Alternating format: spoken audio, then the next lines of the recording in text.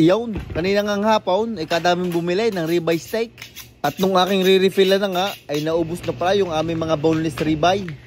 Buti na lang at may isa pang case na ring bone in ribeye, may magagamit ako. Bali tinanggal ko nga muna sa kanyang balot. Ari mga nakabaksil isa-isa sa kahon.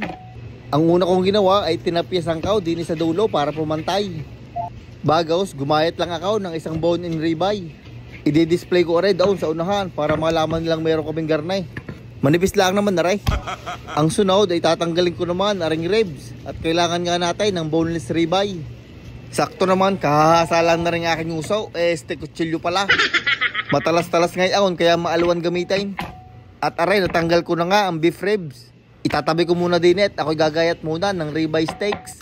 Hasain muna ulay para manatiling matalim. At sinimulan ko na nga ang gayatin aray mga ribeye steak. 1 inch nga pala ang karaniwang gayat namin dinay sa mga steak, lalo na dinay sa ribeye.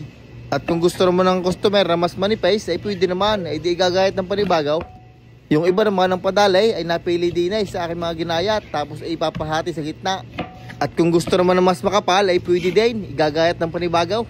Nung minsan ngay may umorder din 3 inches steak daw. Ay ano gang pagkakakapal nung aking nagayat, ay biruin nyo yawn. Pagpatong-patungin nyo, 3 na yan, ay digay-gayo kakapal. Matagal-tagal ibabang iyawn para malutaw. At iyawn, natapos na nga ako. Bali meron tayo na rin, beef back ribs. Ari naman ang tira ng boneless ribeye. Hindi ko nga ginayat lahat at baka may magpa-request. At ari naman ng bone in ribeye. Gumayat lang ako ng isa pang display. At ang natira ay ari mga boneless ribeye steak na aking ginayat. Ipapatas ko lang ang mga ari din sa tray na may pitch paper. Ginayat ako pa nga rin ng isa para sakto sa tray. 4 sa ilalim at 4 sa ibabaw. Kaso hindi ko napansin, may natira pa lang isa. Kaya inilagay ko na lang sa ibabaw. Ara namang bone in ribeye, aking itatalit. Mahirap na at baka makatakbaw.